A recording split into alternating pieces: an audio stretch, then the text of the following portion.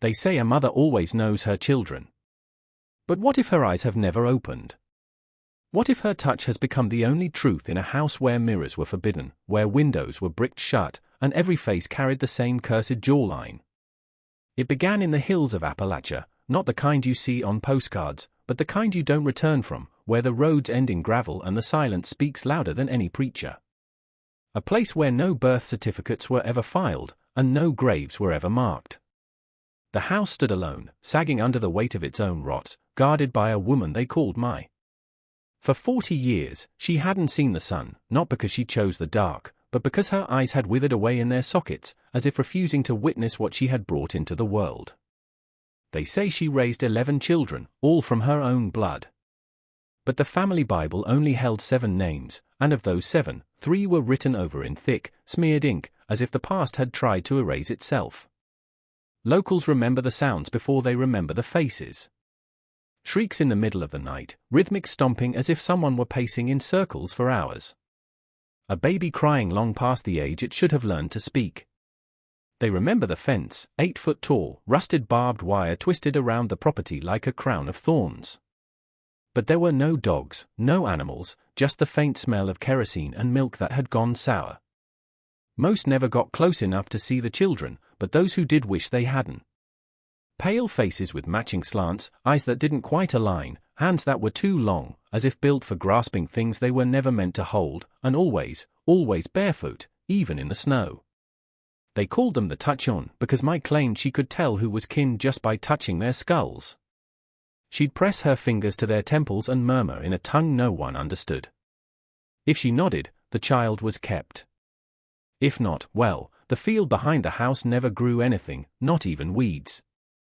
There's a photograph, just one, faded, warped by moisture, with corners that flake off if you breathe too hard.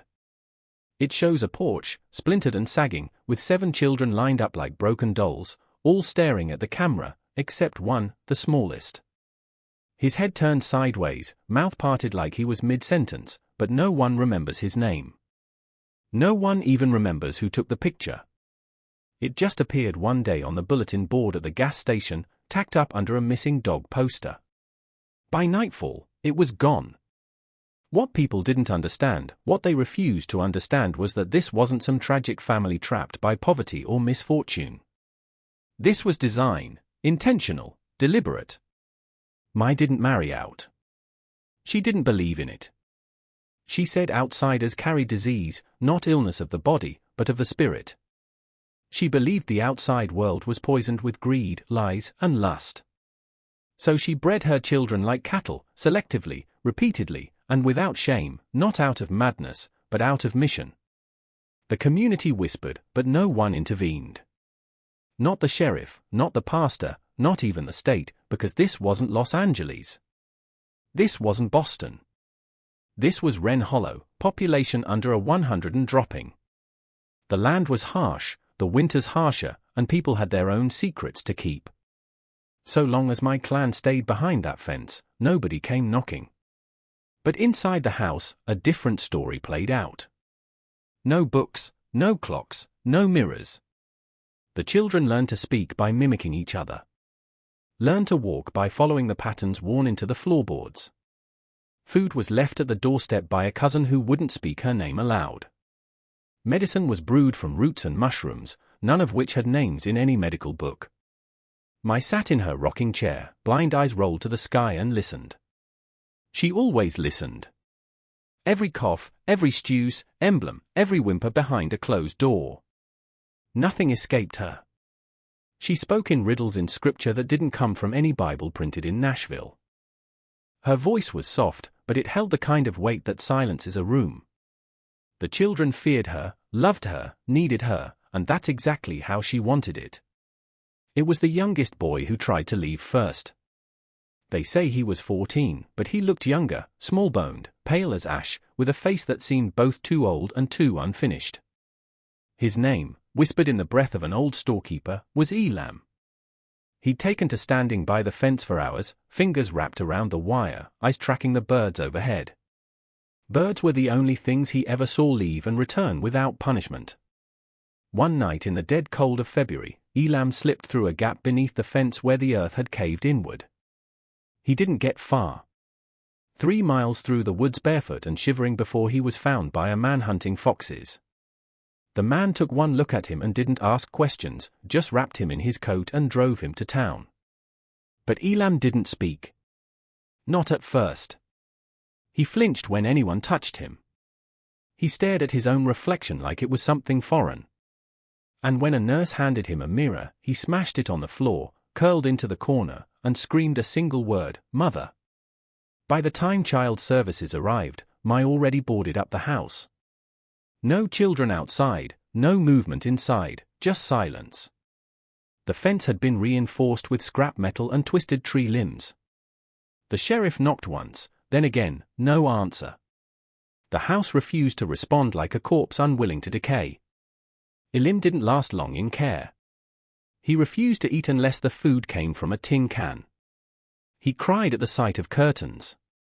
One night they found him in the backyard of the group home digging a hole with his bare hands. He kept whispering about the unseen ones under the field. Said Mai told them bedtime stories, stories of what happens to children who betray their blood. Then he disappeared, walked out barefoot into a snowstorm, and was never seen again. People in Ren Hollow didn't ask questions. Those who passed the house sang they saw figures behind the curtains, again a candle burning in the attic. And sometimes, just sometimes, they swore they heard M singing a lullaby with no words, just hums and long low moans like the sound of mourning something that had never been born right. In 1974, a state investigator named Ruth Delaney was sent to Ren Hollow after an anonymous tip claimed multiple unregistered births had occurred on the same property for over 30 years. Ruth wasn't the sort to scare easily.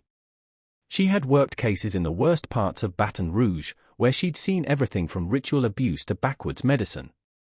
But Ren Hollow unsettled her in a way she couldn't explain. It wasn't just the isolation. It was the way people stared at her, not with anger, but with a kind of warning. When she reached the house, Ruth found no welcome. The gate was padlocked, the mailbox stuffed with moldy paper.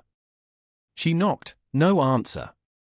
She circled the property, notebook in hand, her boots sinking into the earth like the land wanted to pull her under. That's when she noticed the dolls, dozens of them, hanging from the trees made of sticks and cloth. Each one twisted, malformed, some with 3 arms, some with no faces at all, strung with twine and old shoelaces swaying in the breeze. She took photos, later destroyed in a fire no one could explain. Ruth returned with 2 deputies the next morning. They forced the door open. What they found inside never made it into any report. The interior was pitch dark. Windows covered with nailed planks. Layers of soot on the walls. Beds were carved into the floors. Straw mattresses soaked in old blood and something worse. Carvings everywhere. Symbols, spirals, words in no known language. The children were silent, hiding. When they found them, most didn't run. They just stared. Heads tilted, arms limp at their sides like they were waiting for instructions. Then they found Mai. She was sitting upright in her chair, dead for days, her eyes still open, milky and unblinking, mouth slightly agape like she'd died mid-command.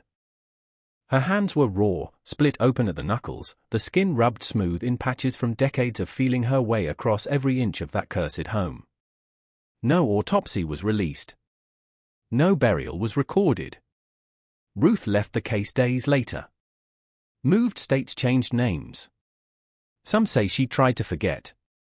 Others say she never stopped hearing that house in her dreams. Breathing, humming, watching. And no one ever figured out who placed the dolls in her yard 3 weeks later, or why each one looked exactly like the children Mai raised. If you're still watching, you're already braver than most. Tell us in the comments, what would you have done if this was your bloodline? After the raid, the state took the surviving children, 6 in total. None had legal names, no birth records, no schooling. They spoke in short, clipped phrases, their vocabulary stunted, shaped by isolation, and whatever language Mai had invented for them. But what disturbed their caretakers most wasn't what the children said. It was how they moved. They didn't blink often. They rarely slept. They sat for hours without speaking or shifting, eyes fixed on blank walls. They didn't cry. They didn't laugh. It was as if the mechanics of emotion had been broken, like the wiring of something human had been stripped out and replaced with mimicry. The youngest girl, the one they called June, began drawing. Not animals, not people, but rooms. Over and over the same room, a square chamber with no doors, no windows, just an old chair in the middle. And always, always, a woman sitting in it, eyes closed, mouth open, her hand stretched out as if feeling for something that wasn't there. When asked who the woman was, June said, "She hears us still even now." The children were separated, placed in different facilities across the state. But strange reports followed each one. Caretakers quitting after unexplained nosebleeds. Other children waking up with identical bruises in the shape of fingers. One boy in another ward had a seizure while sleeping in the same building as one of my sons. His final words before losing consciousness: "The touch is still alive." 3 of the 6 died before reaching adulthood. One threw himself from a second-story window without a word. Another was found drowned in an empty bathtub. No water, no signs of struggle. The third simply disappeared during a fire drill, though no doors were left open and no alarms went off. Only one ever spoke publicly. A grown man years later in a recorded interview that never aired. He stared into the camera with a calm, hollow gaze and said, "She made us perfect. She said the sickness was in the outside, but we were clean because we never left. We were never meant to leave." The tape was confiscated. The station burned down months later. And no one ever found out how he knew Ruth Delane's name or why he had a photograph of her folded neatly in his pocket. The house was condemned, but it didn't fall. Crews came to tear it down, but their equipment broke twice. One worker refused to go inside, claiming he heard a child whisper his name from under the floorboards. Another went in alone and came out vomiting, insisting the walls had moved while he was in the hallway. Not shaken by wind, not cracked by age, moved like breathing, like bracing for something. Eventually, they sealed it, welded steel across the front entrance, nailed shut every opening, poured concrete over the cellar door, but the locals still avoided the road. Even the wild animals steered clear. Birds didn't nest in the trees above it. Stray dogs howled at it from a distance, then backed away without turning around. It sat like that for years, silent, forgotten, unspoken, until 1992 when a pair of urban explorers broke in with a handheld camera. They laughed at first, made jokes about hillbilly vampires and backwoods witches. But within minutes of entering, the footage changes. The tone shifts, their voices lower. They start whispering even though no one else is around. In the footage, they walk through rooms that had no light source, but where shadows move. Not fast, not violent, just moving. One boy, his name was Cal, kept wiping his arms, saying it felt like someone was brushing past him. The other, Mickey, said he kept hearing a rocking chair creaking, even though none were visible. Then the camera tilts. Mickey drops it. You hear a scream, not loud, but raw, wet, like something caught in his throat. When the camera is picked back up, Mickey's gone. Cal is breathing hard, whispering, "Don't touch me. I'm not one of them." He finds the front door welded shut again, even though they came through it an hour before. The last 30 seconds of the tape show him crouched in the corner of the main room crying. Behind him in the darkness, a voice hums aloud to our Ole, slow, rhythmic, familiar. The tape was found in an abandoned backpack 6 miles away. Cal was never found. Mickey's bones were discovered 5 years later, scattered in a cave system with no known entrance. Some pieces were never recovered. His jaw was missing. The rocking chair, according to investigators, was back in its place, unmoved. Years passed. Names faded. Files were sealed. Ren Hollow emptied out like blood from a deep wound. Slow, silent, permanent. But the story didn't die. It lingered in whispers, resurfaced in nightmares, and carved itself into the landscape like rot under paint. People talk about my like a ghost, but ghosts don't raise children. Ghosts don't dig their fingers into generations and shape them like wet clay. Mai was no phantom. She was a force, a design, a belief system in human skin. What she did wasn't madness. It was philosophy, a conviction that the world outside was broken. And only by folding in, folding tighter, generation by generation, could something pure survive. Her children weren't just inbred. They were engineered, soft-spoken, hollowed out, built to obey, built to never question. And when the state tried to scatter them, the roots pulled tighter. They whispered through walls. They sent pieces of themselves in envelopes with no return address. Ruth Delaine's niece still receives blank postcards every July, always postmarked from different states, always with the same crude drawing. A blindfolded woman sitting in a chair smiling. What happened in that house wasn't an isolated tragedy. It was a system passed down like scripture, hidden from view, but never gone. Because monsters don't just disappear. They adapt. They change names, change faces, change homes. Some say the surviving children had children of their own quietly, secretly. Some say those children were placed in small, unassuming towns where no one asks too many questions, where the kids are strange, too quiet, too still, drawn to corners, terrified of mirrors. Some say you've already met one of them. Maybe in a diner, maybe at the DMV, maybe in your own family, because horror like this doesn't live in haunted houses. It lives in bloodlines, in silence, in rituals repeated so many times they no longer seem cruel. Just tradition. The house still stands, of course. They say if you stand close enough on a windless night, you can hear the floorboards creak, not with footsteps, but with breathing, shallow, rhythmic, like someone is still sitting there waiting.